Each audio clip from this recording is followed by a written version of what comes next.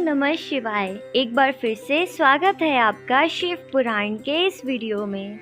आज हम आपको शिव पुराण के 5वें अध्याय को समझाएंगे। हम आपको सावन के इस पावन महीने में संपूर्ण शिव पुराण को सरल और साधारण भाषा में समझाने का प्रयास कर रहे हैं, तो आप हमारे साथ इस पूरे महीने में जुड़े रहिए ताकि आपको इस पावन अवसर पर ये पावन शिव महापुराण सुनने का मौका मिले। ये तो आपको पता ही होगा कि संपूर्ण शिव पुराण को कहने वाले और सुनने वाले ही नहीं, बल्कि उसके सारे कुल के सारे पाप और सारे रोगों का नाश हो जाता है। इसलिए आप सभी हमारे साथ इस शिव महापुराण का आनंद लीजिए। तो शुरू करते हैं आज हम कथा 5 को। पिछली 4 कथाएं चैनल पर अपलोडेड है, जिन्हें आप देख सकते हो, और हमने प्लेलिस्ट और आई बटन को भी यहाँ पर डाल दिया है। तो आज शुरू करते हैं हम कथा 5। ओम नमः शिवाय। हमने देखा कि कैसे शिव जी ने ब्रह्मा जी और विष्णु जी को शिक्षा दी कि वो सृष्टि उत्पन्न और पालन कर पाए। आज हम शिव पुराण के अनुसार ही देखेंगे कि कैसे शिव जी की आज्ञा से ब्रह्मा जी ने सभी जीवों और सृष्टि उत्पन्न की। जब भगवान सदाशिव और उनकी शक्ति प्रकृति ने इच्छा की, तो उनकी इच्छा से सबसे पहले बुद्धि की उत्पत्ति हुई।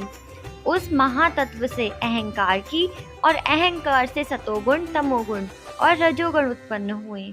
इन तीनों गुणों द्वारा आकाश और पृथ्वी जन्म हुई।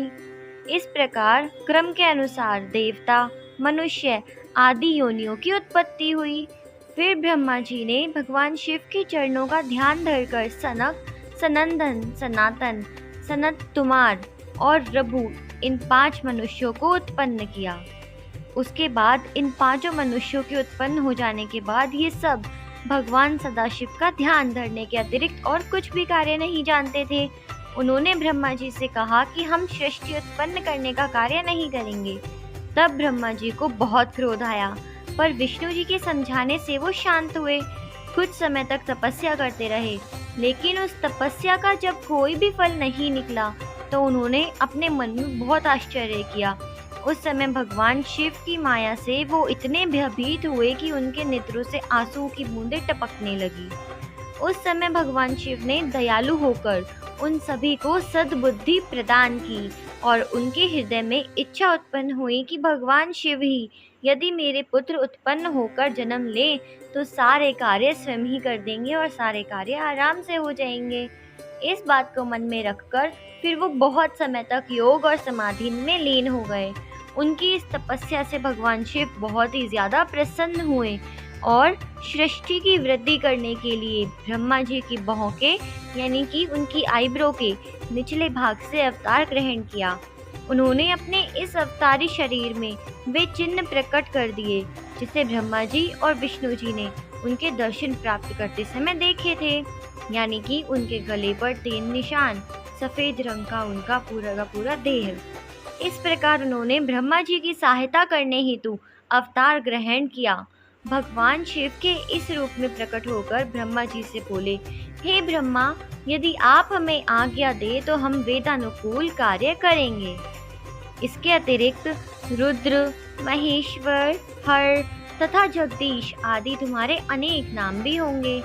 पृथ्वी, जल, आकाश, अग्नि और वायु, ये 5 तत्व, और सूर्य, चंद्रमा, जीव, हृदय, ये योग स्थान तुम्हारे अंदर निवास स्थान होंगे।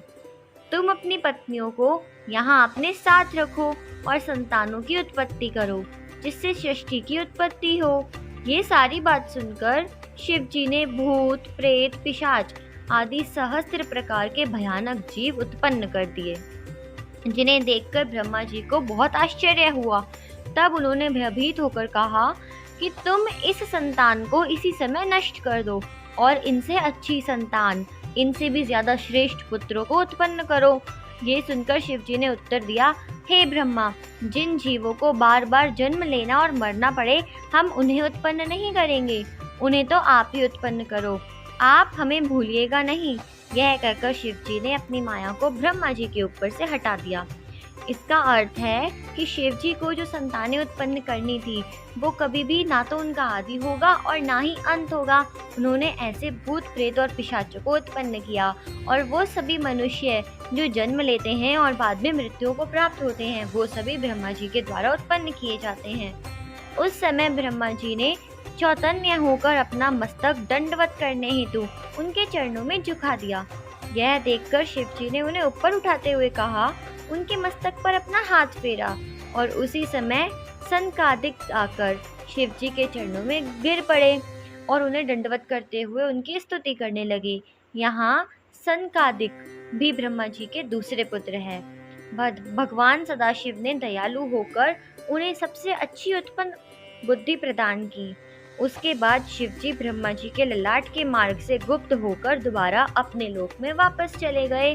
शिव जी ने उनकी बाहों के नीचे से अवतार लिया था और दोबारा उनके ललाट से वापस अपने लोक में चले गए। शिव जी की आज्ञा पाकर ब्रह्मा जी ने सर्वप्रथम पृथ्वी, आकाश आदि पंचतत्व, पर्वत, मूल, कला आदि उत्पन्न किया।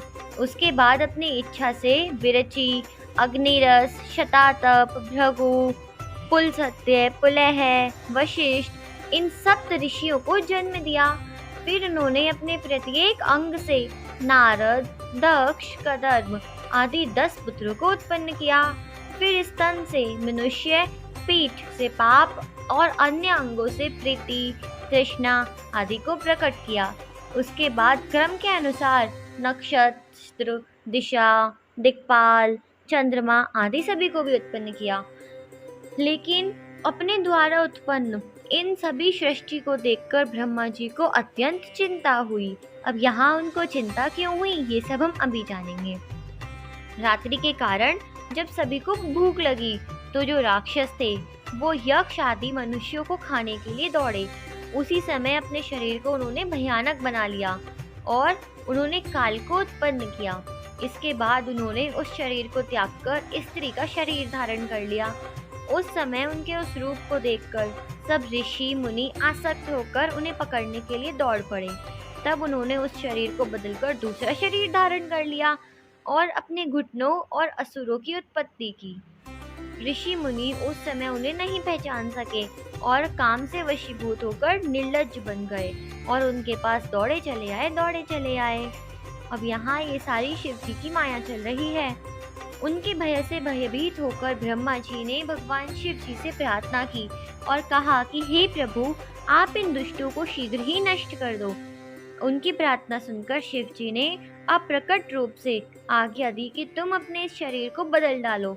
जिस समय उन्होंने अपने शरीर को बदला उस समय सायंकाल कहलाया। सायंकाल के समय सारे असुर अचेत होकर गिर पड़े। उसके बाद ब्रह्मा जी ने मनुष्यों की रचना की। अस्तु उन्होंने दूसरा रूप धारण कर राक्षस, गंधर्व, यक्ष, किन्नर, किमपुरुष, विद्याधर, ईश्वर, भूत, प्रेत आदि और स्त्री को उत्पन्न किया। लेकिन इन जीवों की उत्पत्ति से भी ब्रह्मा जी को अभी किसी भी प्रकार की प्रसन्नता प्राप्त नहीं हुई थी। इसके बाद शिव जी की इच्छा से उन्होंने सिंह, हाथी, बैल आदि बुद्धिहीन जीवों को उत्पन्न किया। इन सृष्टि को उत्पन्न करने के बाद जब ब्रह्मा जी ने सोचा कि ये क्या काम करेंगे, तब शिव जी को ध्यान करने के बाद चारों वेद उसी समय ब्रह्मा जी के द्वारा उत्पन्न हो गए। उनसे उन्होंने धनुर्विद्या, गान विद्या, संपूर्ण कथाओं से युक्त पुराणों को, जिनमें पंचम वेद कहा जाता है, उन्हें उत्पन्न किया। उसके बाद उन्होंने संपूर्ण आश्रम जैसे कि ब्रह्मचर्य, गृहस्थ, वानप्रस्थ, संन्यास एवं व्रत, धर्मशास्त्र, नीति, मोक्ष, धर्म, अर्थ, काम, वैदिक शास्त्र को भी उत्पन्न किया। इस प्रकार सभी शास्त्र उत्पन्न हो रहे हैं। इस प्रकार जब ब्रह्मा संपूर्ण सृष्टि को उत्पन्न कर चुके तब विष्णु जी उनका पालन करने लगे, पोषण करने लगे और शिव पृथ्वी को स्थिर रखने का कार्य में संलग्न हुए। शिव पुराण के अनुसार सृष्टि को उत्पन्न करने का यह वर्णन अत्यंत सुख प्रदान करने वाला है। उसके बाद उन्होंने मैथुनी सृष्टि की उत्पत्ति की गई अथवा सर्वप्रथम स्वयंभू और सतरूपा का किस प्रकार जन्म हुआ, ये सब हम शिव पुराण की अगली कथा में जानेंगे। तो अगली कथा देखने से पहले अगर आपको ये संपूर्ण कथा समझ आ गई है तो जल्दी से लाइक कर दीजिए और कमेंट्स में हर हर महादेव ओम नमः शिवाय लिख दीजिए। अब हम शुरू करते हैं कथा 6 ओम नमः शिवाय। आज हम शिव पुराण की अगली कथा के अनुसार देखेंगे कि किस प्रकार शिव जी की इच्छा से ब्रह्मा जी ने इस सृष्टि की उत्पत्ति की और सबसे प्रथम स्त्री पुरुष को उत्पन्न किया। भगवान शिव से शक्ति प्राप्त कर ब्रह्मा जी ने एक पुरुष और एक स्त्री को अपने आधे आधे शरीर से उत्पन्न किया। उस पुरुष का नाम उन्होंने स्वयंभू मनु और स्त्री का नाम शतरूपा रखा। शतरूपा ने बहुत कठिन तपस्या की और तपस्या के द्वारा मनु को अपने पति के रूप में प्राप्त किया। उसके बाद दोनों ब्रह्मा जी के पास आकर बोले, हे पिताजी, आप हमें कुछ आज्ञा दीजिए। तब ब्रह्मा जी ने बहुत प्रसन्न होकर उन्हें आज्ञा दी कि तुम सर्वप्रथम सदाशिव का पूजन करो, उसके बाद आज्ञा पाकर सृष्टि उत्पन्न करने का कार्य करो। ब्रह्मा जी की आज्ञा को स्वीकार करके उन्होंने शिव जी की तपस्या करना आरंभ किया और शिव जी उनकी इस तपस्या से प्रसन्न होकर उन्हें दर्शन देने आए और उनसे वर मांगने को कहा। मनु ने उनकी स्तुति करते हुए कहा कि हे प्रभु, अपने मन की इच्छा को आपके सामने प्रकट करना मूर्खता होगी, इसलिए आप हमारे लिए जो उचित समझे वो करो। ये सुनकर शिव जी प्रसन्न होकर बोले कि हे मनु, तुम सृष्टि को उत्पन्न करो। उस सृष्टि कार्य में तुम्हें कोई कष्ट नहीं होगा। तुम 3 प्रकार के ऋण चुकाना, जिन्हें हम देव ऋण, पितृ ऋण और ऋषि ऋण कहते हैं। इन तीनों ऋणों से छूटने का उपाय है विद्या पढ़ना, संतान उत्पन्न करना, यज्ञ करना। इतना कहकर भगवान सदाशिव अंतर ध्यान हो गए। भगवान सदाशिव से इस प्रकार के वरदान पाकर वो दोनों ब्रह्मा जी के पास आए और सारी कहानी उनको कह दी। उस समय ब्रह्मा जी ने भी उनसे कहा कि तुम दोनों संतान की उत्पत्ति करो। ब्रह्मा जी की आज्ञा पाकर वो दोनों सृष्टि उत्पन्न करने लगे। सबसे पहले उन्होंने 2 पुत्रों और 3 पुत्रियों को उत्पन्न किया। उनमें से एक पुत्र प्रियव्रत नाम से प्रसिद्ध हुआ। उसने गृहस्थ आश्रम में प्रवेश कर श्रेष्ठ धर्म का पालन किया।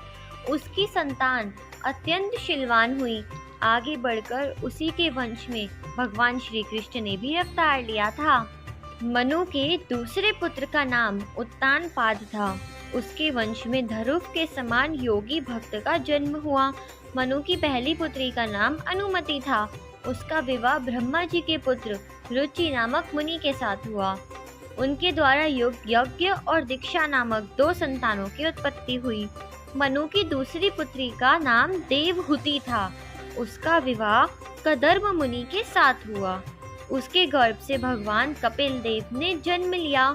इसके अलावा कदर्भ मुनि की 9 अन्य कन्याएं भी हुई, जो कि अन्य ऋषियों से ब्याही गई। मनु की तीसरी पुत्री का नाम प्रसूति था। उसका विवाह यक्ष के साथ हुआ। उन दोनों की 60 कन्याएं उत्पन्न हुई। उनमें से 10 कन्याओं का विवाह तो दक्ष ने धर्मराज के साथ कर दिया। 27 कन्याओं का विवाह चंद्रमा के साथ, 13 कन्याओं का विवाह कश्यप के साथ, 4 कन्याएं ताक्सर्य और भूत अग्निरस कृशाशव को 2-2 कन्याएं ब्याह दी। उन सबसे बहुत अधिक संतानों की उत्पत्ति हुई। उसी के कुल से ब्रह्मा, विष्णु तथा शिव जी ने जन्म लिया। इस प्रकार अपनी 60 पुत्रियों का विवाह करने के बाद दक्ष ब्रह्मा जी के पास जाकर सारा हाल कह सुनाते हैं और उनसे पूछते हैं कि अब आप मुझे बताओ, अब क्या करना है। अब तो सृष्टि भी उत्पन्न होने लगी है। दक्ष की बात सुनकर ब्रह्मा जी ने उसकी प्रशंसा करते हुए कहा कि हे पुत्र, अब तुम कोई ऐसा उपाय करो जिससे तुम्हारी एक पुत्री का विवाह तो शिव जी के साथ हो जाए। ऐसा करने से तुम्हारा जीवन सफल हो जाएगा। ब्रह्मा जी की आज्ञा सुनकर दक्ष कठिन तपस्या करने चला गया। उस तपस्या के प्रभाव से आदिशक्ति जगदम्बा ने दक्ष के घर में अवतार ग्रहण किया। आगे हम शिव पुराण के अनुसार जानेंगे कि कहाँ रहते हैं ब्रह्मा, विष्णु, महेश, माँ जगदम्बे और अन्य देवी देवता कहाँ रहते हैं, कैसे लोक में रहते हैं, कहाँ हैं उनके लोक। ब्रह्मा जी के लोक का नाम है सत्यलोक। इसके ऊपर विष्णु जी और शिव जी का लोक है, जिन्हें वेद तथा पुराण परम धाम कहकर पुकारते हैं। सत्यलोक के ऊपर है वैकुंठ लोक, जहाँ विष्णु जी रहते हैं। वह 16 करोड़ योजन की परिधि के चौकोर में बसा हुआ है। 16 करोड़ तो बहुत ही ज्यादा होता है। इस प्रकार आज हमने शिव पुराण की छठी और 7वीं कथाओं को भी जान लिया है। अब हम बाकी कथाओं का वर्णन अगली वीडियो में करेंगे। तो जल्दी से आप चैनल को सब्सक्राइब कर लो, वीडियो को लाइक कर दो और कमेंट में हर हर महादेव ज़रूर लिख दो। और इस कथा में तो हमने जान ही लिया कि दक्ष ने तो स्वयं ही शिव जी की कठिन तपस्या की थी सती का विवाह उनके साथ होने के लिए। तो आखिर बाद में ऐसा क्या हुआ था कि दक्ष और शिव जी का इतना महान शत्रुता हो गई, ये सब हम जानेंगे अगली वीडियो में। तब तक के लिए आप चैनल को सब्सक्राइब करके बेल नोटिफिकेशन को ऑन कर दो ताकि आप सभी वीडियो को सही समय पर प्राप्त कर सको। तो मिलते हैं अगले अध्याय में, तब तक के लिए हर हर महादेव।